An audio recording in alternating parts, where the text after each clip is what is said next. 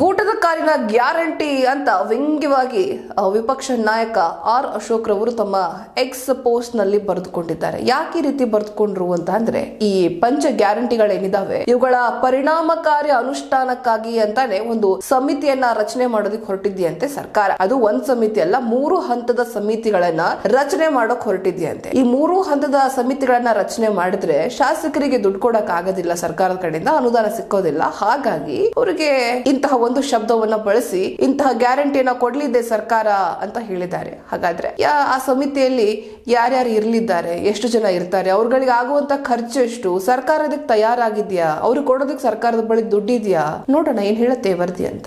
ಉಚಿತ ಗ್ಯಾರಂಟಿಗಳ ಪರಿಣಾಮಕಾರಿ ಅನುಷ್ಠಾನಕ್ಕಾಗಿ 3 ಹಂತಗಳಲ್ಲಿ ಕಾರ್ಯಕರ್ತರ ಸಮಿತಿ ರಚಿಸಲು ರಾಜ್ಯ ಕಾಂಗ್ರೆಸ್ ಸರ್ಕಾರ ಮುಂದಾಗಿರುವುದಕ್ಕೆ ವಿಪಕ್ಷ ನಾಯಕ ಆರ್ ಅಶೋಕ್ ವಾಗ್ದಾಳಿ ನಡೆಸಿದ್ದಾರೆ. ಈ ವಿಚಾರವಾಗಿ ಸಾಮಾಜಿಕ ಮಾಧ್ಯಮ ಎಕ್ಸ್ ನಲ್ಲಿ ಸಂದೇಶ ಪ್ರಕಟಿಸಿರುವ ಅಶೋಕ್, ಇದು ಗ್ಯಾರಂಟಿ ಜಾರಿ ಸಮಿತಿಯಲ್ಲ, ಅತೃಪ್ತ ಶಾಸಕರಿಗೆ ಗೂಟದ ಕಾರು ಗ್ಯಾರಂಟಿ ನೀಡುವ ಸಮಿತಿ ಎಂದು ವ್ಯಂಗ್ಯವಾಡಿದ್ದಾರೆ. ಅಂಬಲಿ ಕುಡಿಯುವವನಿಗೆ ಮೀಸಿ ತಿಕ್ಕುವನೊಬ್ಬ ಎಂದು ಗಾದೆ ಮಾತಿನ ಪ್ರಕಾರ ಈಗಾಗಲೇ ಅವೈಜ್ಞಾನಿಕ ಗ್ಯಾರಂಟಿಗಳ ಭಾರವನ್ನ ಹೊರಲಾಗದೆ ಬೆನ್ನು ಮೂಳೆ ಮುರಿದಂತಾಗಿರುವ ಸರ್ಕಾರಕ್ಕೆ ಗ್ಯಾರಂಟಿ ಜಾರಿ ಸಮಿತಿ ಎಂಬ ಮತ್ತೊಂದು ಹೊರೆ ಹೊರಿಸಲು ಹೊರಟಿದ್ದಾರೆ ಸಿಎಂ ಸಿದ್ದರಾಮಯ್ಯನವರು.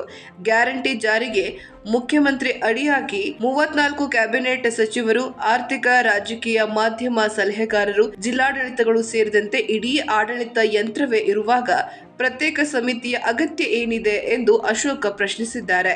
ಸಂಪುಟ ದರ್ಜೆ ಸ್ಥಾನಮಾನದ ಅಧ್ಯಕ್ಷರು, ರಾಜ್ಯ ಸಚಿವ ಸ್ಥಾನಮಾನದ ಅವರು, ಉಪಾಧ್ಯಕ್ಷರು ಸೇರಿದಂತೆ ಒಟ್ಟು 31 ಸದಸ್ಯರ ಸಮಿತಿಯ ಸಂಬಳ, ಸಾರಿಗೆ ಖರ್ಚಿನಿಂದ ರಾಜ್ಯ ಸರ್ಕಾರಕ್ಕೆ 16 ಕೋಟಿ ರೂಪಾಯಿ ಹೊರೆಯಾಗಲಿದೆ. ತಮ್ಮ ಪಕ್ಷದ ಅತೃಪ್ತ ಶಾಸಕರನ್ನ ಮತ್ತು ಪ್ರಮುಖ ಕಾರ್ಯಕರ್ತರನ್ನ ಲೋಕಸಭಾ ಚುನಾವಣೆಯ ಕೆಲಸಕ್ಕೆ ಬಳಸಿಕೊಳ್ಳಲು ರಾಜ್ಯದ ಸಾರ್ವಜನಿಕ ಹಣ ಏಕೆ ದುರ್ಬಳಕೆ ಮಾಡುತ್ತೀರಿ ಸಿಎಂ ಸಿದ್ದರಾಮಯ್ಯನವರೇ ಎಂದು ಅವರು ಪ್ರಶ್ನಿಸಿದ್ದಾರೆ. ಗ್ಯಾರಂಟಿ ಜಾರಿಗೆ ಹೊರೆಯಾಗಿ ಅಭಿವೃದ್ಧಿಗೆ ಹಣ ಇಲ್ಲದಿರುವಾಗ ಈಗ ಕಂಡವರಿಗೆ ಗೂಟದ ಕಾರು ಕೊಡಲು ರಾಜ್ಯದ ಖಜಾನೆ ಏನು ಕಾಂಗ್ರೆಸ್ ಪಕ್ಷದ ಆಸ್ತಿ ಎಂದುಕೊಂಡಿದ್ದಾರಾ?